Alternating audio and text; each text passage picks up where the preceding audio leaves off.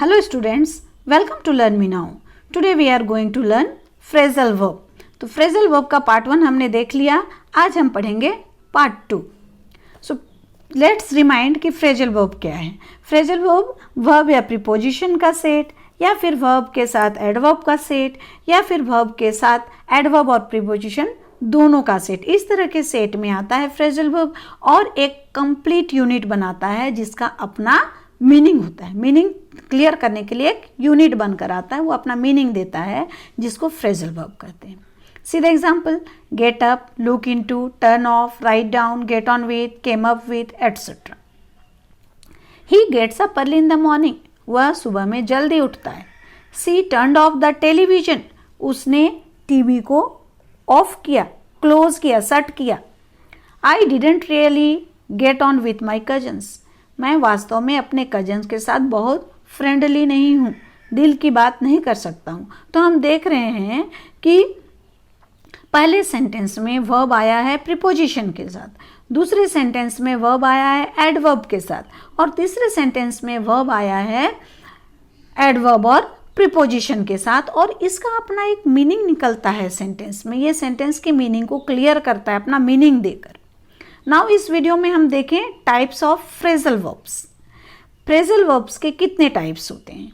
तो phrasal verbs के 2 types होते हैं, इनसेपरेबल और नॉन सेपरेबल फ्रेजल वर्ब्स, मतलब जिसको अलग नहीं किया जा सकता है, और दूसरा टाइप है सेपरेबल फ्रेजल वर्ब जिसको अलग किया जा सकता है. नाउ लेट्स सी इनसेपरेबल और non separable phrasal verbs. Inseparable, not separable या नॉन सेपरेबल, जैसे कि इसका हेडिंग है उसी के अनुसार पता चल रहा है कि ऐसे फ्रेजल वर्ब्स जिसमें वर्ब और पार्टिकल को अलग नहीं किया जा सकता है, उनके बीच में कोई दूसरा वर्ड नहीं आ सकता है, उन्हें इनसेपरेबल फ्रेजल वर्ब्स कहते हैं. See the example: who looks after the children when their parents are not at home. यहाँ लुक्स वर्ब है और आफ्टर क्या है?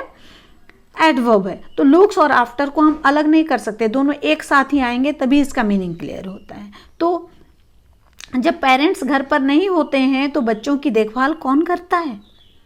देखभाल करना. I get up at 6 AM, मैं 6 बजे उठता हूँ. तो ये गेट और अप दोनों को अलग नहीं किया जा सकता है, दोनों अगल बगल ही आते हैं, एक के बाद ही आएंगे तभी जाकर इसका मीनिंग क्लियर होता है. She looks after my mother when I am at work, जब मैं काम पर जाती हूँ तब वह मेरी माँ की देखभाल करती है. My friend came up with that idea, मेरे फ्रेंड उस आइडिया को जानते हैं, उसके साथ उन्होंने काम किया है, उस पर उन्होंने विचार किया है, विचार लाया है. तो इस तरह से फ्रेजल वर्ब्स क्या होते हैं? इनसेपरेबल होते हैं कुछ. नेक्स्ट है separable phrasal verbs. Separable phrasal verbs कौन होते हैं? ऐसे फ्रेजल वर्ब्स जिनका वर्ब और पार्टिकल दोनों से मिलकर जो बनता है, तो वर्ब को पार्टिकल से अलग किया जा सकता है, बीच में कुछ दूसरे वर्ड्स आ सकते हैं, और वर्ब पार्टिकल से अलग होकर भी वही मीनिंग देता है. तो इन्हें सेपरेटेड किया जा सकता है, इसलिए सेपरेबल फ्रेजल वर्ब्स कहा जाता है. See the example: my mother told me to turn the lights off. यहाँ टर्न वर्ब है और ऑफ एडवर्ब है, दोनों को हम अलग किए हैं, बीच में द लाइट्स आया है, ऑब्जेक्ट आया है. तो इस तरह से इन्हें अलग करके भी इनका मीनिंग वही रहता है. जैसे मेरी मदर ने मुझसे कहा कि लाइट्स को ऑफ कर दो. He picked the flower up from the basket. Pick जो वर्ब है वो अप पार्टिकल से अलग है, तो he picked up the flower, उसने फ्लावर को उठाया, पिक किया, उठाया कहाँ से? बास्केट से. Can you pick me up from the station. Pick up मतलब किसी को कहीं से ले आना. क्या आप मुझे स्टेशन से पिक कर सकते हैं? वहाँ से उठाकर घर तक ला सकते हैं, ऑफिस तक ला सकते हैं. Fill this form up. Fill verb है, अप एडवर्ब है, दोनों को हम बीच में क्या लाएं? ऑब्जेक्ट लाएं. तो इस फॉर्म को भरो. I can't cast my friend out from my life. Cast out अलग करना, छोड़ देना. तो मैं अपने फ्रेंड को, मेरे फ्रेंड को मेरे जीवन से अलग नहीं कर सकता। तो ये जो फ्रेजल वर्ब्स हैं इनके बीच में हम ऑब्जेक्ट डाल सकते हैं, इनको अलग कर सकते हैं, इसलिए इनको सेपरेबल फ्रेजल वर्ब्स कहते हैं। नाउ हम देखें how to determine the phrasal verbs. Phrasal verbs को हम डिटरमाइन कैसे करेंगे कि वो सेपरेबल है कि नहीं। तो इसके कुछ रूल्स हैं, जैसे कुछ फ्रेजल वर्ब्स जो कि इनसेपरेबल होते हैं। क्यों? क्योंकि उनके बाद ऑब्जेक्ट नहीं लाया जा सकता है। जिनके बाद ऑब्जेक्ट नहीं आता वो इनसेपरेबल होते हैं, क्योंकि हम देखते हैं कि सेपरेबल में क्या होता है, वर्ब के बाद ऑब्जेक्ट आता है तब जाकर पार्टिकल आता है। तो इनके बाद जब ऑब्जेक्ट नहीं आता है तो ये इनसेपरेबल होते हैं। जैसे I get up at 6 AM, get up मैं उठता हूँ, तो ये क्या है, इंट्रांजिटिव वर्ब है, तो इसके बाद तो ऑब्जेक्ट आना ही नहीं है। सोकर उठना इंट्रांजिटिव वर्ब है, तो ऑब्जेक्ट आएगा नहीं, तो ऑब्जेक्ट आएगा नहीं, इसलिए ये इनसेपरेबल है। फ्रेजल वर्ब्स जिसके साथ दो पार्टिकल्स होते हैं वे भी इनसेपरेबल हो सकते हैं, जबकि उनके बाद क्या आता है, प्रोनाउन आता है। लेकिन भी उसका मीनिंग को क्लियर करने के लिए इनको हम इनसेपरेबल रख सकते हैं। जैसे my friend came up with that idea, मेरे दोस्तों ने उस आइडिया के बारे में सोचा, उस पर विचार किया, उस पर सजेशन डाला। तो ये विचार किया, सजेशन डाला, इनके बाद प्रोनाउन है लेकिन ऑब्जेक्ट नहीं है, इसीलिए ये इनसेपरेबल हुए। He did not gate on with his cousins, वह अपने कजन से बहुत ज्यादा फ्रेंडली नहीं है।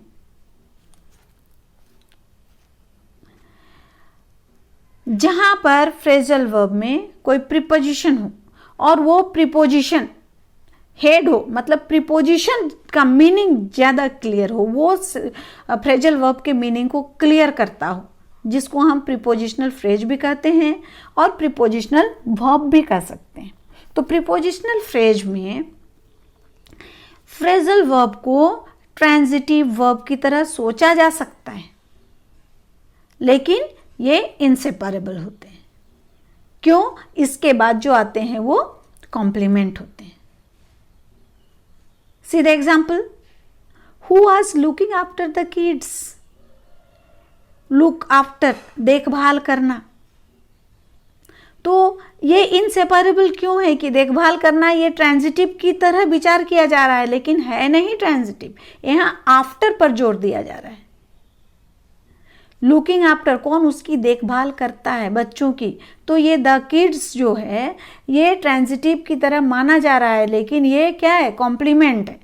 तो लुक आफ्टर क्या है, इंट्रांजिटिव वर्ब है वास्तव में, इसको यहाँ माना जा रहा है क्योंकि किड्स क्या है, ऑब्जेक्ट है। तो इस तरह के वर्ब जिसमें प्रीपोजिशन पर जोर दिया जाए तब वो इनसेपरेबल होते हैं।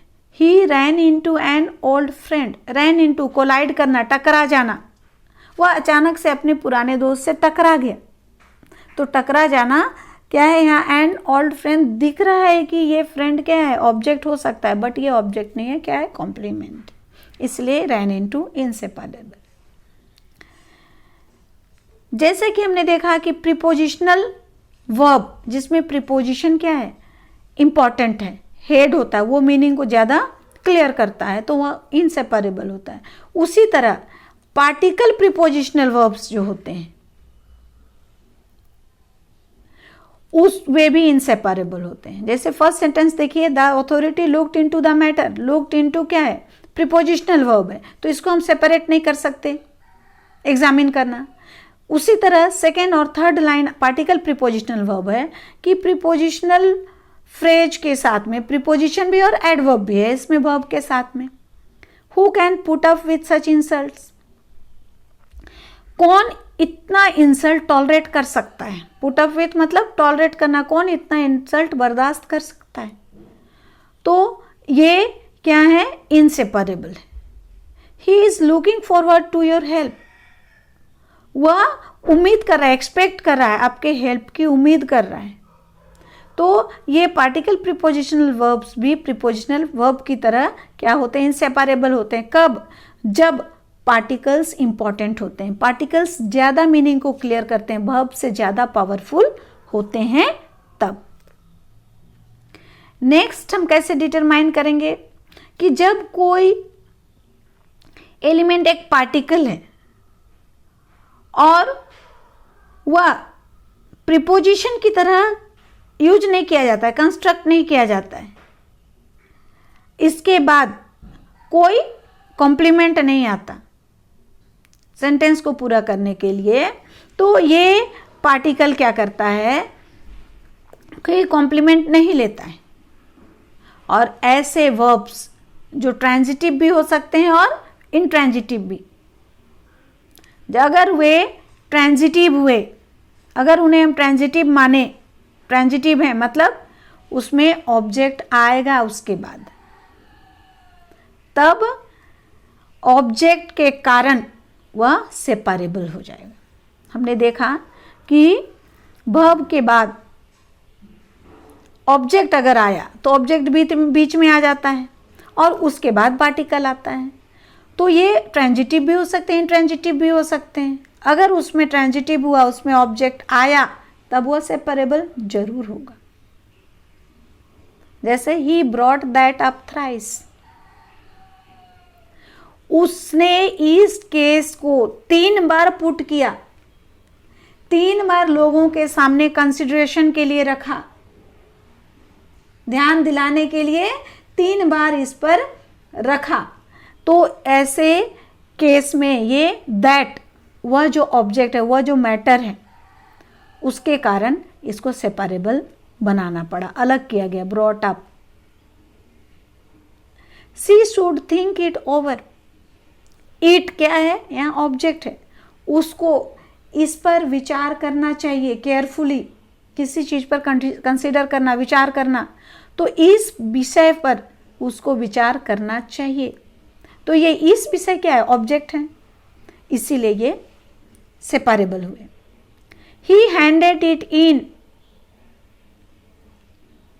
हैंड इन करना मतलब किसी को भार देना, उसके अटेंशन के लिए अथॉरिटी को या किसी व्यक्ति को भार देना कि आप इस पर विचार कीजिए, इस पर ध्यान दीजिए, इसका भार आप पर रहा। तो ये इट क्या है, किसी विषय पर, किसी मैटर की बात कर रहा है, इसीलिए हैंडेड इन सेपरेबल हुआ, इसको अलग किया गया। उसने उस विषय को, उस सब्जेक्ट मैटर को दूसरे को हैंडेड इन कर दिया, हैंड ओवर कर दिया, उसको दे दिया कि अब आप इस पर विचार कीजिए।